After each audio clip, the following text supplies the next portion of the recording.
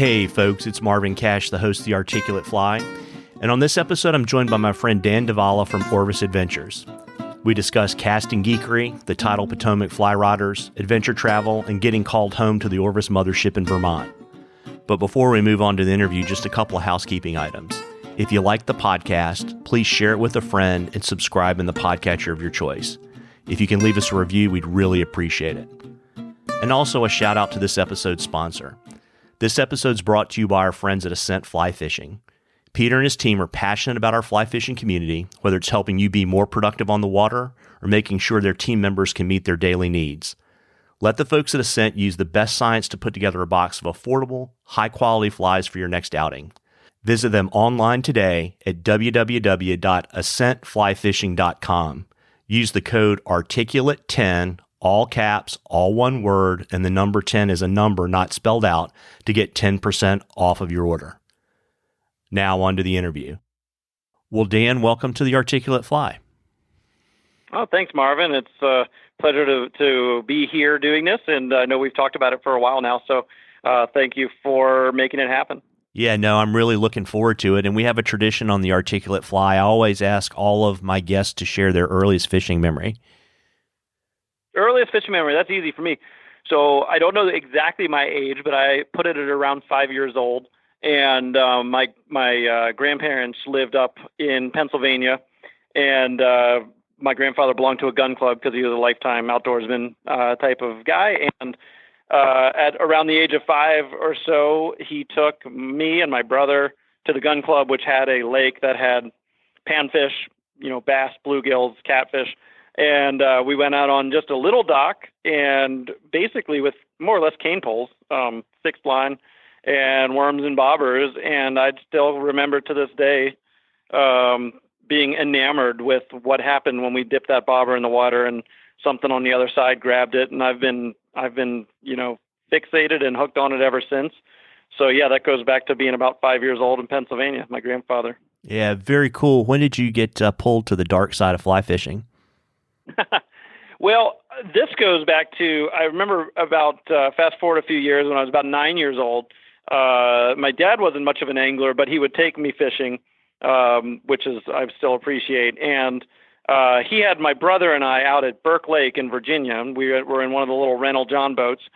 And we came around the corner into a cove, and there was a guy fly fishing from a canoe just right along the weed bed, and making, beautiful casts and catching the same fish I was fishing for, bluegills and bass. And I remember seeing it and just being like, wow, what's that? And actually, the funny thing is my brother tried to imitate the motion he saw the guy doing. Of course, we had our little hardware store special Shakespeare spinning rods with worms, bobbers, sinkers, and everything else. So he starts trying to make this fly cast with all of that hardware on there. My dad freaked out, started raising the voice a little like dads do, and saying, stop that. That guy has special tackle, and it takes years and years of practice to do that. And instantly I was like, challenge accepted. I saw it as something next level, and that piqued my interest.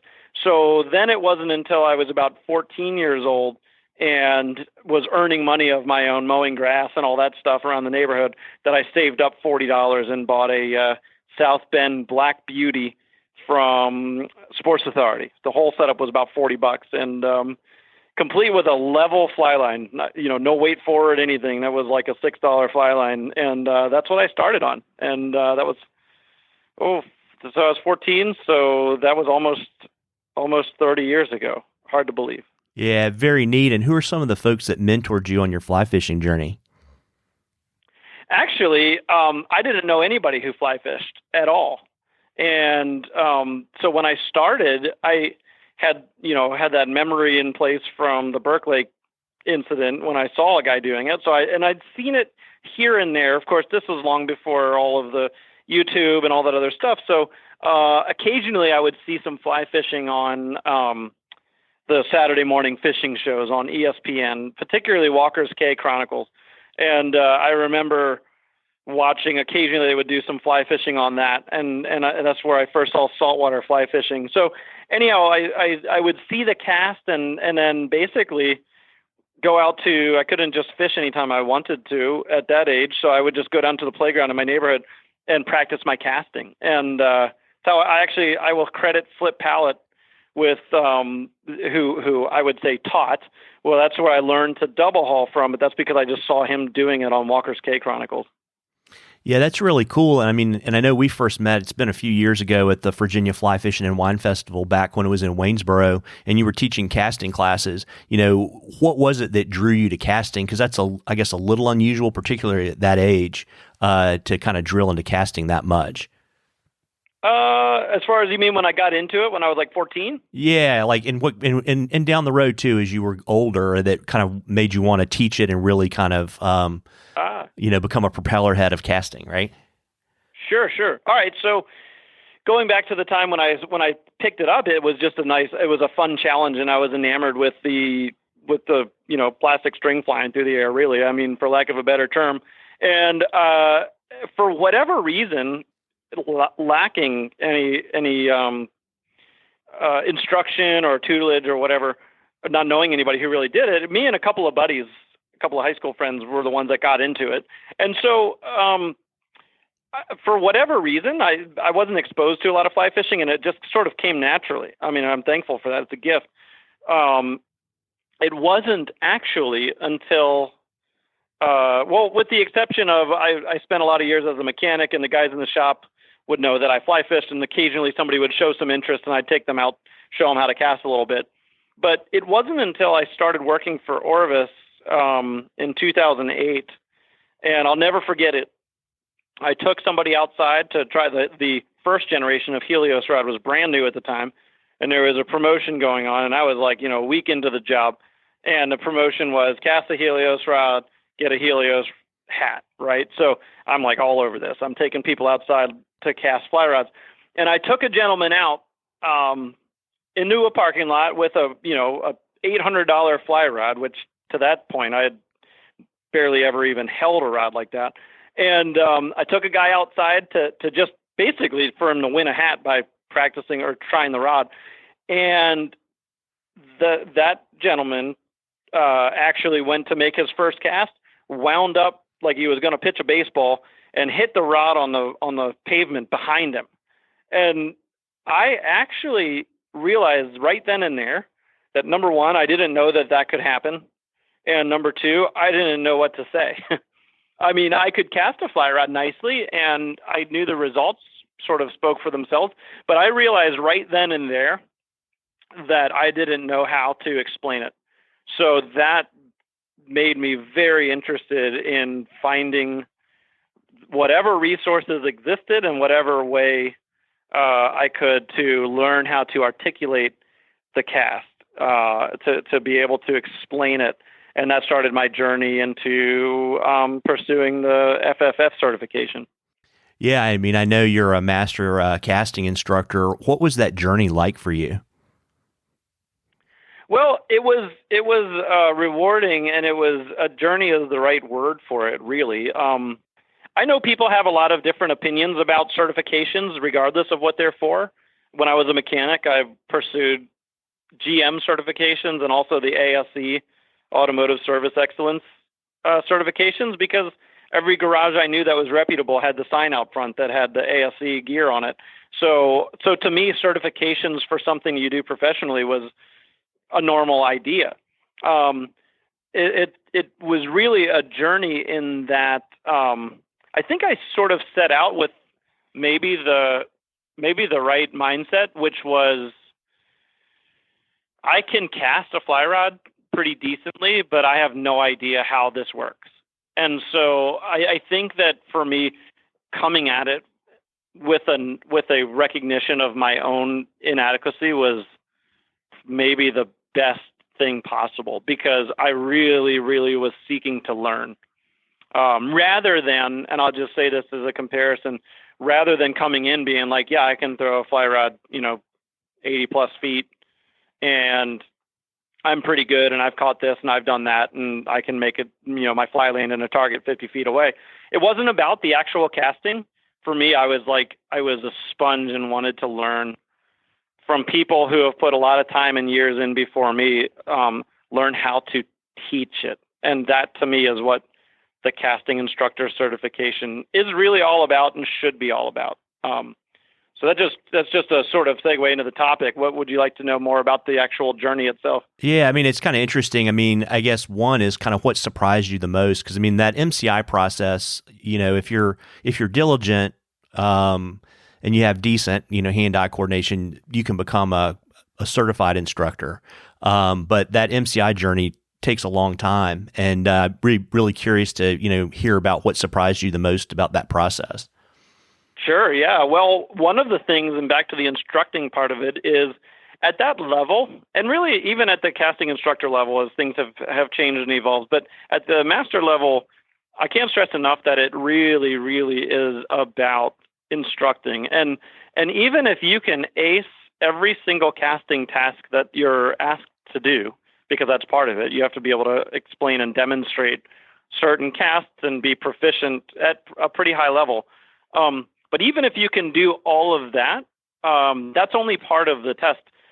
Arguably, a equally or more important part of the test is being able to put these things in terms of how do you teach this stuff? And it really can't come from a hypothetical. Like, if I'm going to teach this, this is how I think I would do it. You may make it pretty far in the test that way, but you're probably not going to pass, because at that level, it really has to come from experience, from teaching. And thankfully for me, I got a lot of that because I worked at an Orvis store in a busy population center for a long time. And that exposed me to a lot of different casters of a lot of different levels and gave me opportunities to teach, whether it was for beginning classes or lessons one-on-one, or even just pointers I could give observing somebody cast when they were trying out rods.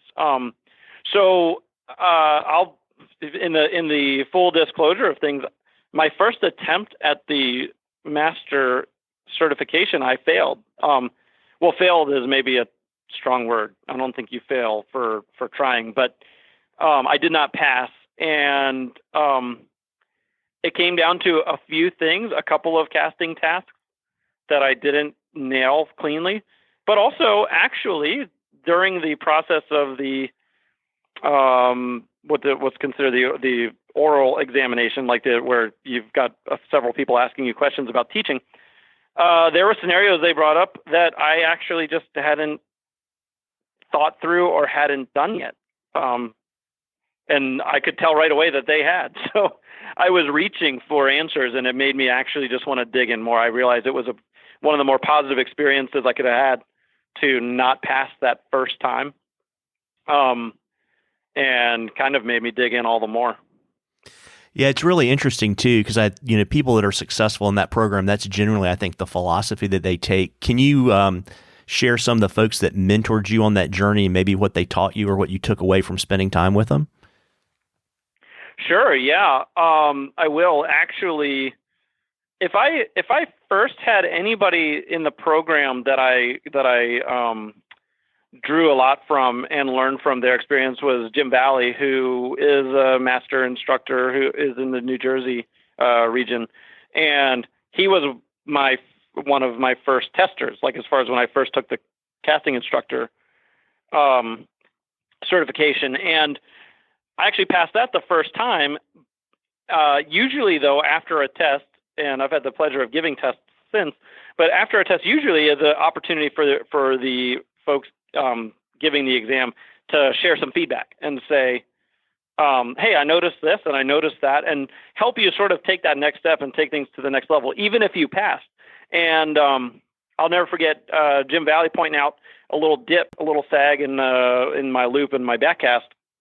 And what stuck out to me was not that he pointed it out, but that he stepped up and duplicated it and showed me what mine looked like and made it happen himself, and then showed me what the fix was. And then in a couple of whacks, I had it ironed out and gave me something to take away and to practice more. And so that to me was a good experience, because I thought, wow, that's really cool. Like I can demonstrate some faults and make some things happen, like tailing loops and stuff like that, on demand, and that's part of it. But that was really cool for somebody to like see something, duplicate it like on the first try, and then show the fix. And I was like, man, I want to do more of that. And that just kind of spurred me on.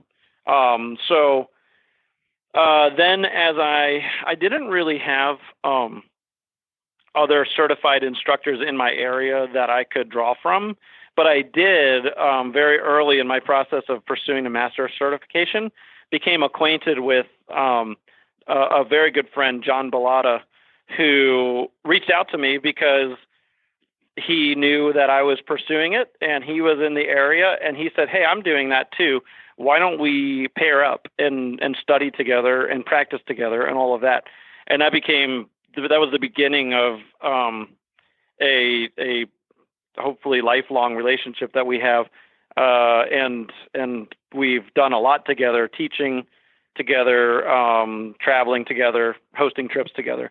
So anyhow, shout out to John Davala, because it was really the two of us that were able to help each other along the path. And that was huge. One more before we leave the topic.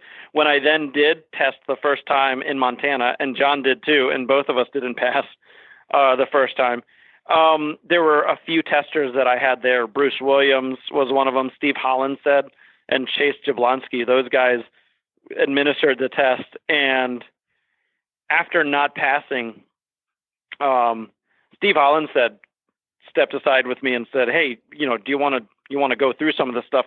And spent a good hour and a half walking me through some of the things that I struggled with. And to this day, I still use things that I learned in that session when I teach casts and casting. So I've had good exposure to good people along the way. Yeah, and I think, there are a lot of people in the casting program at FFI that are like that are, some of the people that don't pass a test, have some of their most positive experiences in those kind of debriefs. Yeah, it's hard because you put so much into it, so much time, so much energy, so much emotion. And let's face it, it's difficult for anybody to not achieve a goal. But that's why, again, back to you brought it up as a journey. That's why it has to be looked at that way. That if you get to that place and you don't pass the first time, and then you sort of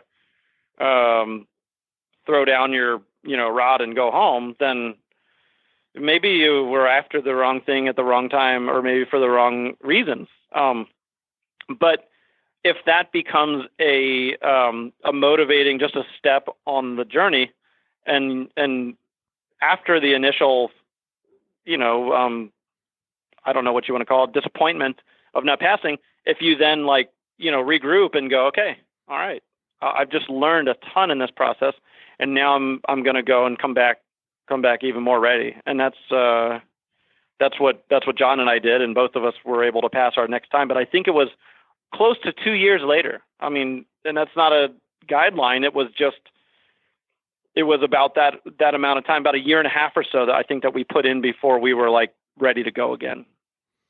Yeah, it's amazing. I mean, that MCI test is very grueling from a commitment perspective. Do you have some tips you can give folks that might be thinking about getting on that path?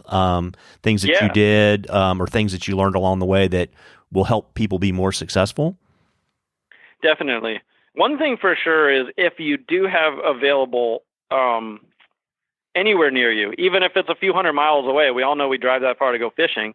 So if you can find somebody in the FFI that is a master instructor that has themselves out there as a, willing to mentor, you can find that on the website. That is huge. If you can get with somebody who's walked the path, who's walked the journey, then,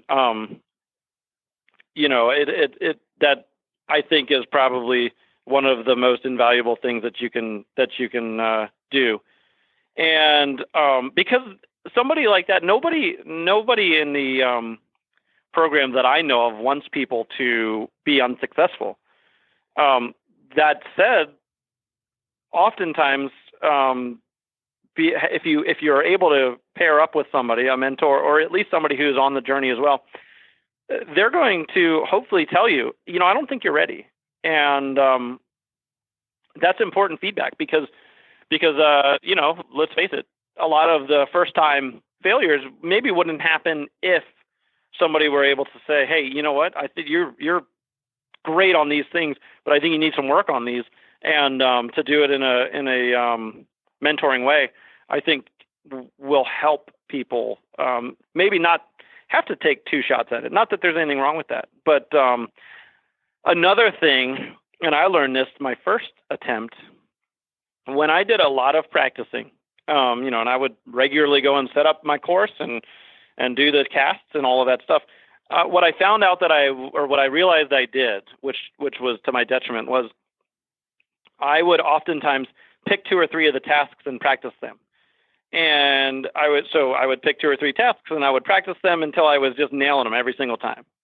And what I didn't realize is, in doing so, I might take a few times just to warm up. And I didn't realize that I wasn't thinking of it that way. So even though I would get each task to the point where I could do them with my eyes closed, when you go to test, it needs to be, as often happens when you're teaching groups or things like that, when you need to demonstrate something, you need to stick it the first time. You can't really be out there trying to explain something, say something, and then take you 5 or 6 times to demonstrate it. I mean, nobody's perfect, but all I'm saying is that is what hopefully somebody is expecting if they're coming to somebody for a lesson, like, oh, this person knows how to do it. So what I learned is a better way to practice, at least as you're leading up to the test, is really to go through the whole thing from start to finish. When you go out to practice the whole test from start to finish. I don't mean all the time, every day, all day. I mean, though, make sure you run through it, and either with a mentor or somebody you're practicing with, have somebody score it. And then you'll know right away, you know what, I can do these aerial mends, for instance, but it takes me 5 or 6 times to start to nail them. And that'll fly on the practice field, but it's not going to fly there on the test day. And it's to be a shame for somebody to go through all the process, get to that testing point, deal with all the nerves and everything that go into that, but don't realize that it's been taking them 4 or 5 tries to start sticking the tasks every time and have that happen on a test. And that happened to me in Montana on my first one. That's why I know that the hard way. Well, that's really helpful. And, some of our listeners know, but some may not, that you're one of the original founders of the Tidal Potomac Fly Rodders. Can you tell us a little bit about the club? I know you don't live in the DC area anymore, but I know you still keep up with those guys. Yeah, as a matter of fact, I mean, some of my daily reading that I do in the morning, today is no exception, is I still follow the posts on the forum. It still keeps me connected with the club and with back home. Very in a nutshell. I was born and raised in the Washington D.C. area and in Northern Virginia, Fairfax actually. And I realized, and it wasn't until I was working at the Orvis store, I realized right away that while we had in the area a good number of Trout Unlimited groups, which by default become just kind of fly fishing clubs, but Trout Unlimited's focus and mission really is on the conservation side and the water quality and clean cold water. So the club is a part of that. But I realized right away that most of the folks that I talked to that were coming into the store that were not, would usually say something to the effect of, I'd ask them where you've been fishing or have you been out lately or whatever, and they'd all say, oh man, not as much as I'd like to. And then as I'd get a little further, asking them where they like to fish and things like that, it was always a number of trout streams that, if you're in the DC area, are a good hour plus and then going on several hours away. So it started to resonate with me that a lot of people wanted to fish more than they were fishing. That's all of us.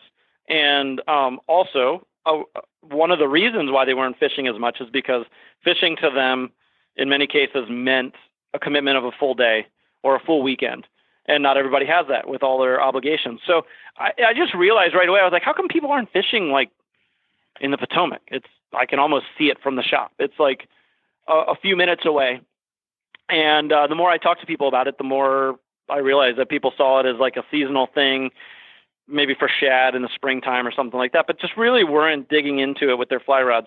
And that just became my mission field. We need to shine a light on this.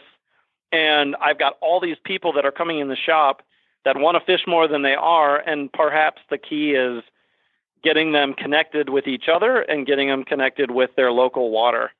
So that was about a year into me working in the Orvis store, and in 2009 we, I say we, is really an idea between a few people that we were talking about. I called a meeting together, and 9 people came out to it, and that was the beginning of Tidal Potomac Fly Rodders, which now is over 10 years old. I came into town for the 10-year anniversary. I ran it for about not quite 7, about 6 years, and then handed it off to some of the officers who carried it with me. Now it's in its 11th year, and I would say flourishing. So the simple fact is the strength of it was in tying the community together and giving the community something to focus on, learn about, and relate on, and actually unlocking more fishing opportunities than people realized they had in their own backyard. Yeah, that's really interesting too, because I mean, they're great clubs, but clubs kind of with all the competing technology and kind of some generational shifts in the sport, a lot of clubs seem to struggle. Can you elaborate a little bit more on kind of the TPFF model and what you think makes it so successful? Sure, yeah. I think one of the things, and this is honestly going to sound dated now, but at the time, 10 years ago, 11 years ago, there was still a lot of great information sharing happening on forums. And, forums were where people would get together in a like-minded community and share information, ask questions. I got a lot of information out of forums. And one of the things that I realized we were lacking in our area was that. So like some of the forums that I might actually want to glean information from were more national based or based in another region. And so I was like, we need a forum. And I'm not a super tech savvy person, and we had zero money. So we started a Google group.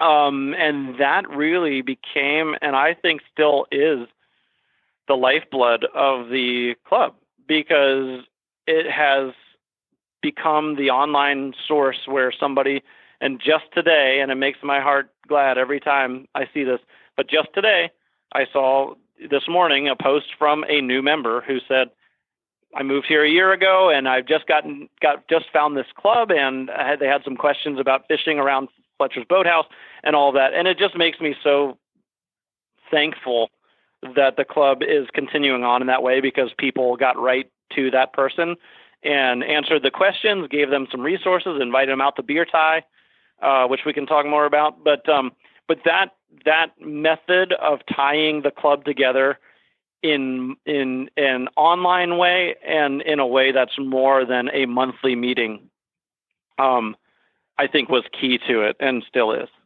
Yeah, and speaking of, other than the monthly meeting, I know you guys are very outing driven, but, you were one of the kind of early clubs to kind of roll the beer tie concept out. I can remember, 7 or 8 years ago. I mean, talk to me a little bit about, now they're everywhere, right? But, 8 or 9 years ago, that certainly wasn't the case. Yeah, exactly. And I won't make any claims to, where we fell in line with, like, on the, some of the first folks to do it.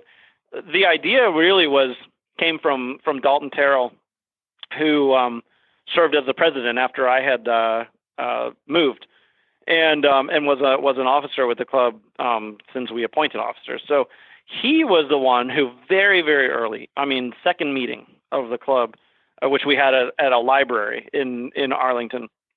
He proposed the idea because where he went to college, a few buddies, and we're talking like maybe a dozen people that were into fly fishing there, did a thing that they just called beer tie. They called it beer tie, and it was a little local bar, and they got together in the back room, like little party room area, and tied flies and drank beer. And it was like, ding, ding, ding, brilliant. This is perfect. First of all, we all know how well beer and fly fishing go together, like chocolate and peanut butter. So that's a no-brainer. But the concept of, doing something in an event that you can draw people together, because, fly fishing in general is a little bit of an isolated sport. You can't have 30 people converge on one spot on the river and fish together and drink beer together. But when you bring in the element of fly tying, and you then you can do something, a gathering on an evening. And so that came together. And so we decided pretty early on that would be our monthly meeting. Instead of having a monthly meeting with a speaker, we did a couple of meetings at that library just to kind of get off the ground. And then Beer Tie was launched. And the very first Beer Tie, I think that we had close to 60 people at, which was a very good turnout for something that nobody knew what to expect. And that continues to be the monthly gathering. It's grown to the point where during the winter months, especially, you could have over 100 folks at a Beer Tie, and some people go and just hang out and drink beer and talk fishing. Other people actually go to tie very seriously, and other people go to teach and learn from each other tying. So I'm glad to see that carry on. Yeah, very neat. And you've mentioned a couple times earlier in the interview that you were working at the Orvis store in Arlington. Was that your first job in the fishing industry? Yep, that was it. And actually, that stems from just a little bit of backstory to that. I was, as I had mentioned earlier, I was a mechanic, and that was my trade, and that was my chosen trade. Like, I had pursued it, gotten educated, and invested heavily in tools, as you can imagine, and everything else. So that was what I was planning on doing. And it was when I was about 30, or right around the age of 30. I'm 42 now, for reference. So around the age of 30, I had this just sort of epiphany that, like, I'm not really passionate about cars and working on them. Like, I was good at it, but I knew what I was passionate about. My top drawer of my toolbox was full of fishing magazines and catalogs and all that stuff. And I really enjoyed whenever somebody expressed an interest in it and I could show them some things.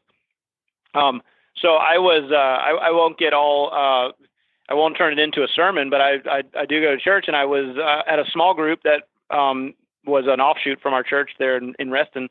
And there was actually a member of that small group whose passion was horses, and they were not working with horses. They were working at Starbucks and were struggling with not doing something that they really felt like they were wired for. And I just gave this like great advice, like, well, why don't you do why don't you seek to do what you enjoy, that you're wired to do? That's what, that's a gift. Like, pursue that, go work with horses. And I actually even pulled a verse out of Ecclesiastes and was like, you're supposed to find satisfaction in your labor, because that's what you got. And it was like a 2x4 in the face for me. Like, I realized I was saying it to this person, but it was for me as well. And really at that moment, it shifted my entire focus on what I'm doing. I have the most supportive and wonderful wife in the world, my best friend in the world, Melody. And she knew right away, like, yeah, you need to pursue something in fly fishing. And so being in the DC area, it's kind of like, all right, cool, I want a fly fishing job. What does that look like? Well, I already knew Orvis, and I was already a customer of Orvis. So I thought, well, I'll check there. And right at that very moment in time, the job for a fishing manager at the Arlington, Virginia store was open, and I pursued that and got it. And that was my entry into the fly fishing world as far as a career path. And that was 12 years ago, and still working with Orvis now. Yeah, that's a really neat story. And when did you get the travel bug? Well, so that's interesting. I've always enjoyed traveling. My wife and I both, aside from fishing travel, we both really enjoyed traveling. And so while other friends and family members, if they would, save some money or whatever, they would usually hang on to it for, typical things like a house or a car or whatever. Melody and I, if we got our hands on some money or if we saved some money, we spent it traveling. We just enjoyed, whether it was domestic or international travel, we just enjoyed the adventure of it all. I mean, travel puts you in wonderful places, but also it tests you. It tests you in terms of your adaptability and ability to deviate from the plan. And we just really thrived in that and enjoyed it. And so I was already, I would say, into traveling and already putting my money where my mouth is, as in I spent my own money on traveling. So it became a natural progression once I mixed that with the fly fishing travel to I was pretty good at encouraging people to take a trip and pursue their dream, their interest, and their challenges, because that's what I myself had been doing, fishing or otherwise. So, yeah, I don't know where it started, but it started. I certainly believe that it started with my wife once we had gotten together, and yeah, that's so it's been a part of our lives ever since. Are there any destinations that stick out in your mind more than any others? Well, not a particular destination, but I do very much love, and I spend a lot of my focus here at work on tropical destinations. And don't get me wrong, I love many other places that I've been, and there's other places that I still want to go. I've done Western trips and Alaska trips and Canada and things like that. But there's something to the simplicity of the tropical environment. You know, I mean, if I were given 5 minutes, 10 minutes, I could probably pack for a tropical trip and be gone for weeks because you don't need much. And who doesn't love the weather at on the islands and whatnot too. So I love the simple vibe that I get when I travel to the Caribbean, the Bahamas, places like that.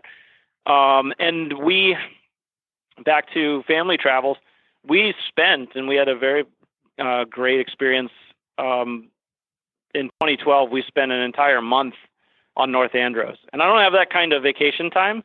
We certainly took a significant hit to do it, but we also were very blessed by some folks that I had met through my job at Orvis who had a villa that they let us borrow, so that took that out of it.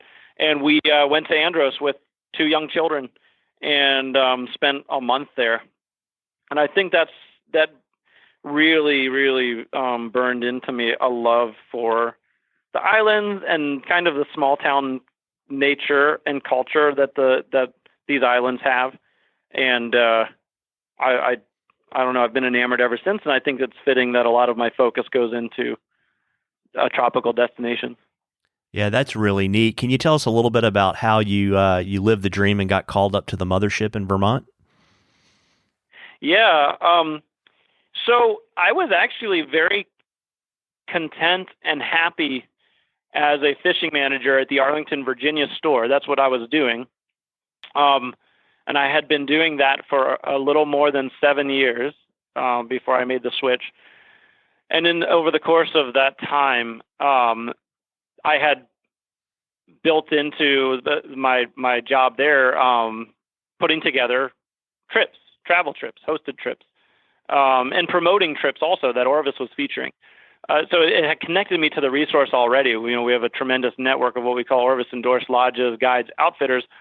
So that is just, that helps sort through all of the many options. There's many wonderful options out there, but those Orvis endorsed options are ones that have been vetted by Orvis and deliver the level of customer service, experience, all of that we expect. And so it became a great network to be involved with, and I started putting together trips to Orvis endorsed destinations based on my own customer base interest.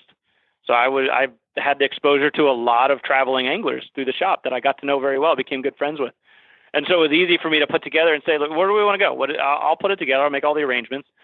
And I started doing that with our lodge partners and with the folks on the Orvis travel team up here. And so in the process of doing so, I didn't actually think that I was creating the next step in the journey. You seldom know that you're doing that when you're just walking a step at a time. But as it turned out, I was gaining a lot of experience leading groups, organizing trips, dealing with not only out of my own experiences, but also in traveling with groups. A lot of things can happen. And handling and adapting to those situations, I just gained a lot of experience that then when a job opening became available, or when I heard hints of a job opening becoming available, even though I was content and happy doing what I was doing, and I probably intended to stick around doing that for a few more years at least, the timing, like a lot of things, the timing was right to start to consider, well, maybe this is a good direction. Maybe this is a good change. And, we had small kids, and an opportunity presented itself to, or an opening became available on the Orvis Adventures or Orvis Travel team, which is a small team, so there's not many openings on it. And I just have to say that was really a matter of the timing that I felt led to pursue that. And for many reasons, but one of them being that gave us an opportunity to move our family to the outdoors, basically. And I would still be moving forward and pursuing the career with Orvis. So it was like, I'm thankful that became available when it did. I wasn't looking for it or seeking it, but I pursued it. And lo and behold, with my travel experience and my background with the organizing of trips and doing host travel and things like that, I didn't realize I had created a good resume for it. So, I took that job and moved the family north up to Vermont, and that was in 2015. Yeah, it's interesting too, because Northern Virginia is a pretty urban place. What's been the biggest surprise moving from Northern Virginia up to Vermont?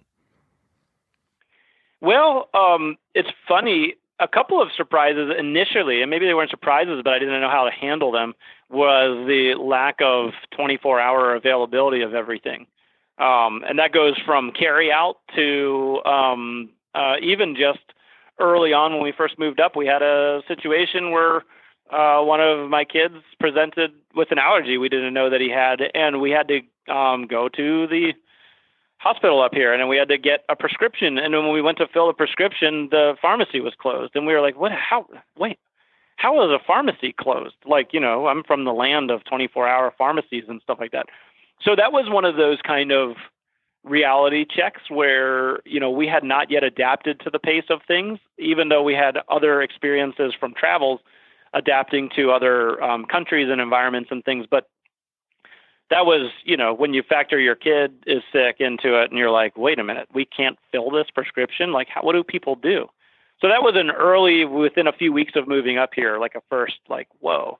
But because I've done so much fishing in in rural areas and done a good amount of travel to areas with, that are much less populated than Northern Virginia, I wasn't shocked by or surprised by the pace of things.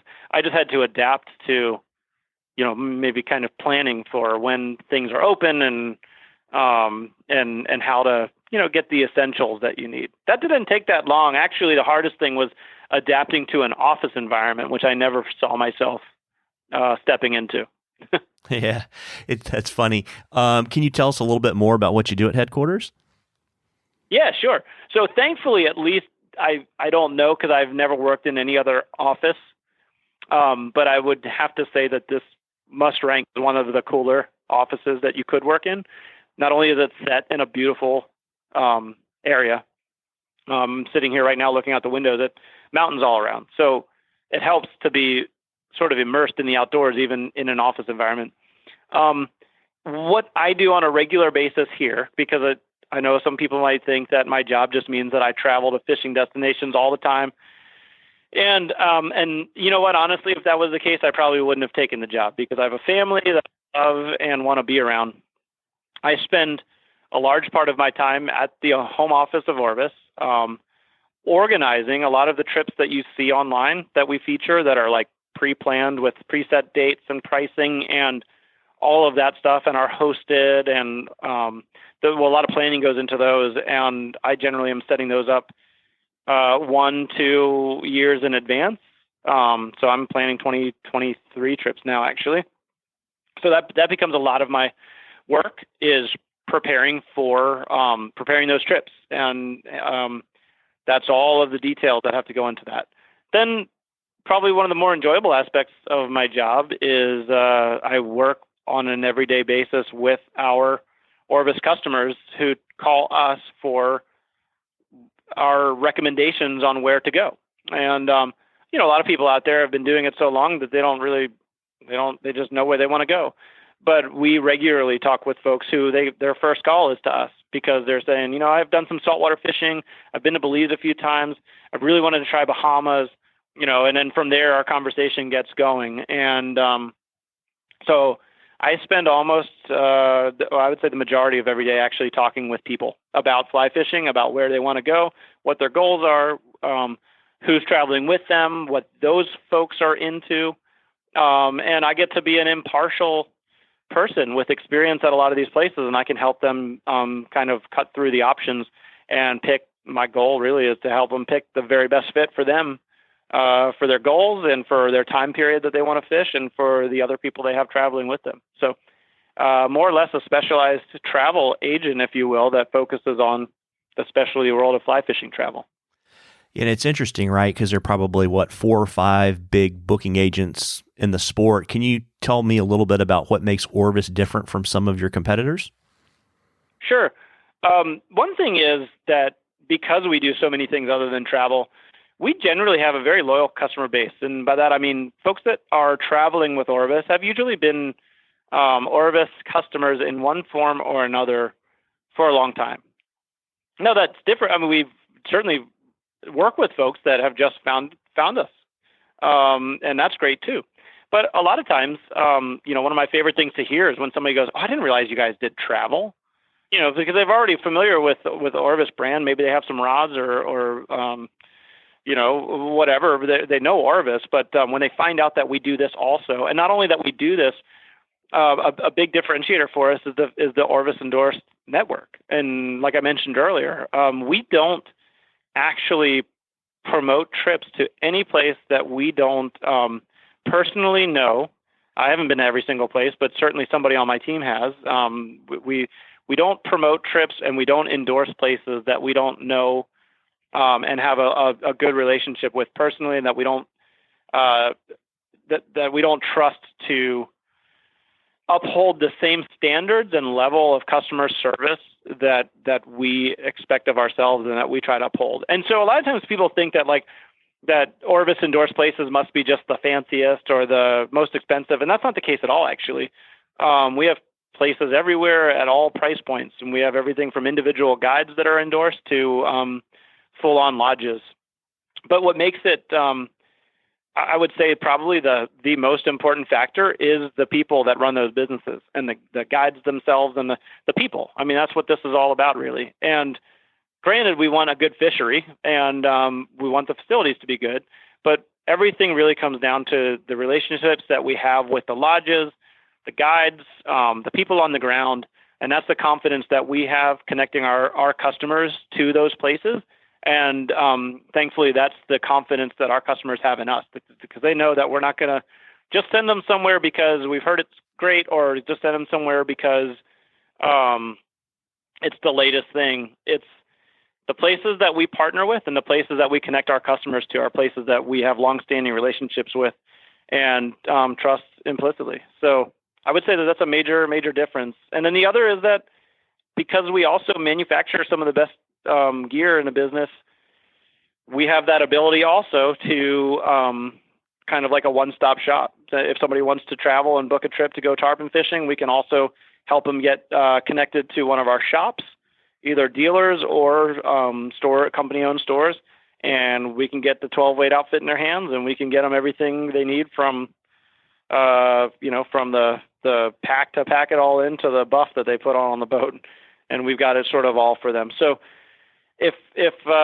people know us and know Orvis, then pleasantly surprised that they can work with us from the planning of the trip to the day they're going on it. And then also we care about the folks that we work with, and we have great relationships with them. So I often have conversations with folks who aren't even planning a trip, but they're just checking in. And I just had one of the folks I've traveled with send me a picture of a 30-inch rainbow that they got in Alaska last September, just to check in and say, "Hey, I don't know if I sent you this," And I love that, because I wouldn't want to do this job if I didn't stay connected with the people.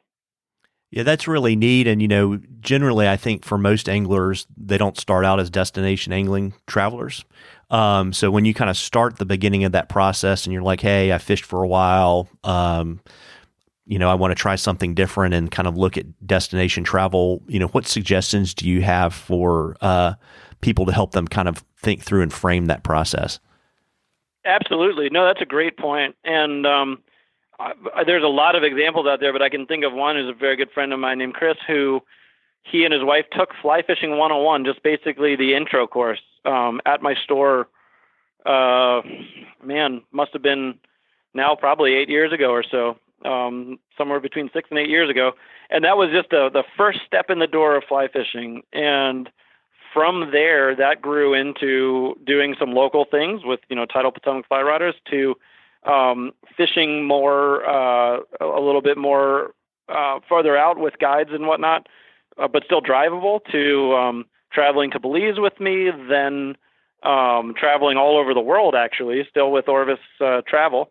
And I have the pleasure of working with him on a lot of his plans, and he works with the rest of our team too. And now this person I'm thinking of actually owns an offshore operation that we're working on getting in the endorsement program. So that's an example, maybe an extreme one, but where somebody who really got their start fly fishing with Orvis has been able to pursue that all the way around the world and now be in the business themselves. And I mean, what better story than that, really, to show you the breadth of what we do at Orvis. Yeah, that's pretty neat. Do you have any suggestions for kind of starter trips for people that are want to dip their toe into fly fishing travel? Sure. I mean, as far as it being, starter trips, really, that can take on a lot of different forms. If somebody's never fished with a guide, I would say find a guide that guides on water that you can drive to. So, not to be plugging individual guides, but when I was in Virginia, I would send a lot of people down to fish with Matt Miles, who would fish the James River. Or I'd send people down to Mossy Creek fly fishing, and they'd fish, the spring creeks down there near Harrisonburg. That's just a few, and there are a lot of guides in the area that I was able to connect people to. So I'd say that's a really good foot in the door, because sometimes you almost skip a step if you take your first trip and the first time you ever fish with a guide is after you've traveled thousands of miles to a destination. And I think you can get some great experience fishing out of a drift boat, fishing with a guide, getting to know what that's like by doing that in a drivable range. From there, it really just depends upon where your interest goes. If it's trout fishing, then I think it's nice when you can go, if you're going to take a trip somewhere, you're going to fly somewhere, I think it's a reasonable thing to do to book a few days at a lodge, because there's a lot of folks out there, trust me, and I'm one of them, who likes to put together the DIY thing and go and stay at a hotel here and eat at this place and, do all the research online. And you know what? That's awesome. And I enjoy that. But a lot of folks that don't have the time to try to connect all those dots, that's part of what these lodges and outfitters do for you. Then it becomes, fly into this airport and then either rent a car or we can shuttle you to the lodge to where you get checked in. Your meals are part of it. We have great guides. We already know where we're going to fish you based on the conditions and everything else like that. We've got gear if you need it.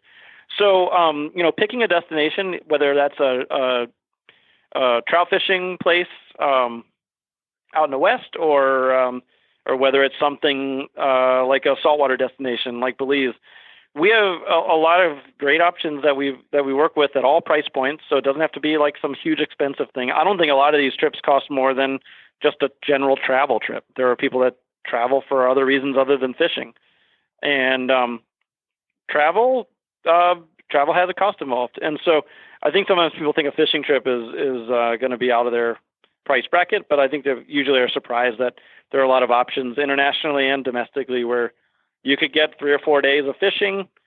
Your lodging is all part of it. Your food is all part of it. When you add it all up, it's a lot of what you would pay anyway if you strung it all together yourself. So, yeah, and I'm sure you've seen lots of people make lots of mistakes on the travel side, and obviously you try to stop them from doing that. But what's the biggest mistake that you see traveling anglers make, either in the planning side or on the execution side once they're wherever they wanted to go?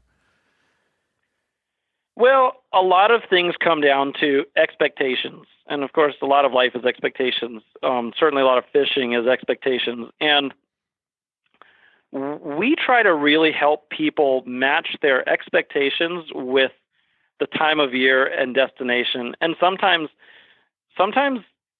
not recommend that somebody go where they're looking at wanting to go if that time period or that destination is not going to align with what they've told us their expectations or their goals are. And so sometimes I think that one of the things we try to head off at the pass is make sure that people have the right expectations. That might be about the fishing. That also might be about the accommodations in place. Sometimes people are used to traveling with a certain level of luxury, and that's not the case in all of these fishing destinations. So what is very nice as far as accommodations go on an out island in the Bahamas might be very different than what's very nice in a major city anywhere in the world.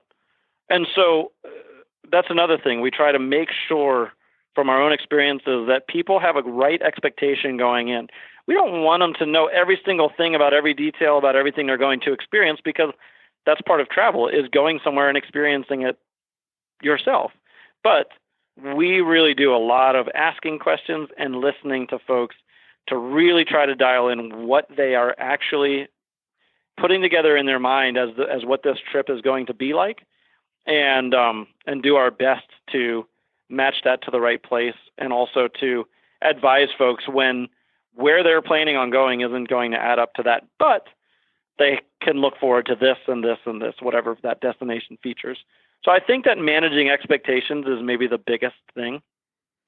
Got it. And obviously, we were talking about this a little bit before we started recording. There's also the unexpected. And, there's travel insurance for that. Do you want to say a little bit about buying travel insurance, what kind to buy, particularly timely? We were talking about the coronavirus and kind of impacts on travel and whether people were covered or not. And, we don't need to go into, I guess, a deep dive into pandemics, but it would be helpful, I think, maybe for folks to kind of generally get a feel for kind of how the travel insurance thing works.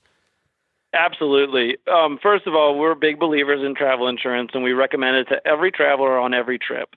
And sometimes that just sounds, rote, because it just, well, of course you recommend travel insurance because you're a travel company.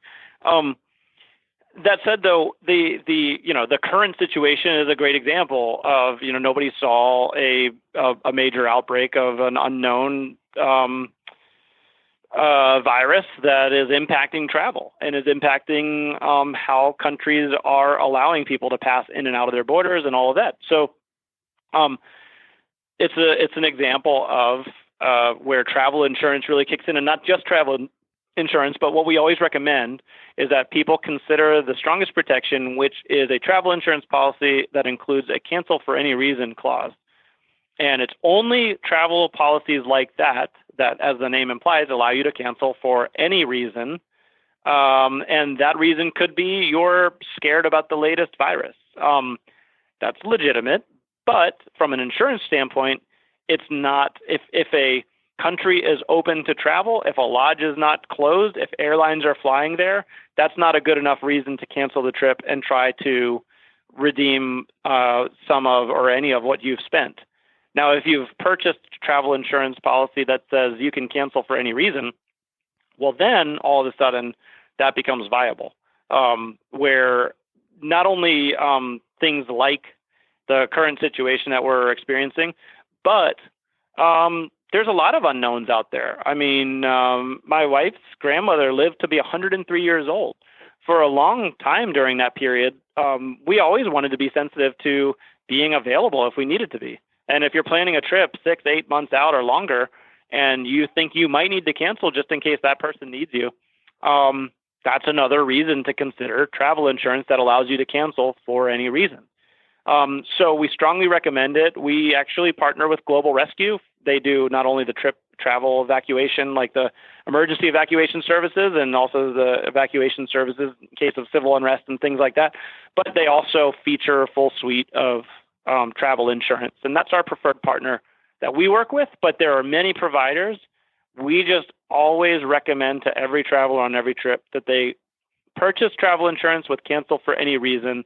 That's the strongest coverage, and you usually need to do that within 2 to 3 weeks of paying your first deposit. So keep that in mind. It's not just something that travel companies say. It's something that we've have a lot of experience working with folks that do have to cancel. And always our first question is, do you have a travel insurance policy?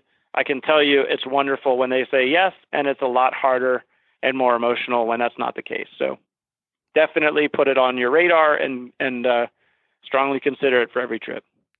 Well, that's good advice. And before I let you go this afternoon, do you have any upcoming trips you want to share with our listeners? Well, on a personal note, I'm actually laying low a little bit this year. I traveled a lot last year hosting and whatnot, so I'm not doing as much out of the office other than we are working on and exploring some partnerships in some places that we don't have good partnerships right now. So I will be doing a few trips out to parts of Mexico to check out some spots that are reputable and looking to work with us. And so that's on the horizon. And we also, on a totally different note, though, as far as Orvis goes, we're doing a lot more featuring, and this has become pretty exciting stuff. We're doing a lot more featured trips that have incredible fishing, but also focus on the culture of where you're going. And an example of that is we've been doing some very popular trips to the Spanish Pyrenees. Those are with Savalanis Fly Fishing Adventures. We've been doing those for years. They've been super popular, so now we have moved that into other areas in Europe. We have a great trip featured in Italy. I know that that's one of the hot zones for the current virus, so I know people aren't really thinking that right now, but that is a area where we've developed a really great fishing and cultural trip that combines really the best of both worlds. And similarly, we're working on that over in England with some of the most famous chalk streams from the Isaac Walton days. And so it's pretty fun stuff because, like I said earlier, I was into travel before I was focused on fly fishing travel. And I think I'm as much of an angler as the next guy, and I love to travel somewhere with the pursuit of fish in mind. But I think that we miss out on some things when that's the only reason we travel. So I'm really excited that we're doing these trips in areas that not only feature some incredible fishing, but also some tremendous history, cultural sites, food, beverage, all of that good stuff. That to me makes like a really great and well-rounded trip. So you can look for a lot more of that on the horizon with, trips that feature as much of a focus on where you are in the world, not just why you're there. Very neat. And before I let you go, can you let folks know where your contact information and where they can reach out to you and how they can find out more about Orvis Travel? Yeah, for sure. So you can, if you go onto the Orvis website, we have an entire area on the website that is trips and schools. So you can see it right on up there where the same headings where there's fishing and men's and all that other stuff. Well, we've got a whole trips and schools part. If you click on that, that'll take you into our whole world of what we offer, where we offer it, group trips, specialty schools, everything all around the world. And then if you want to chat on the phone about any of it, you can reach me and my team. We have a real easy number. It's 800-547-4322. And you can reach us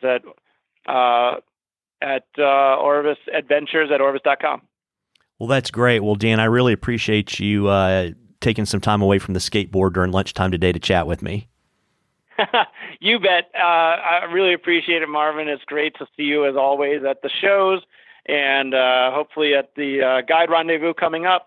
That's where we'll see each other next in a few weeks, actually. It's coming right up. So, but I really appreciate the invitation to do this, and thank you for thinking of me. So I really appreciate it. Yeah, it's been a lot of fun. I owe you a beer in Roanoke. Hey, I'll buy you the next round after that. There you go. Thanks again. All right, Marvin. See you there. Thank you.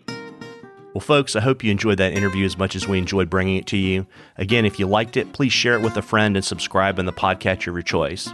And again, a shout out toward this episode's sponsor, our friends at Ascent Fly Fishing. Check out their great flies at www.ascentflyfishing.com.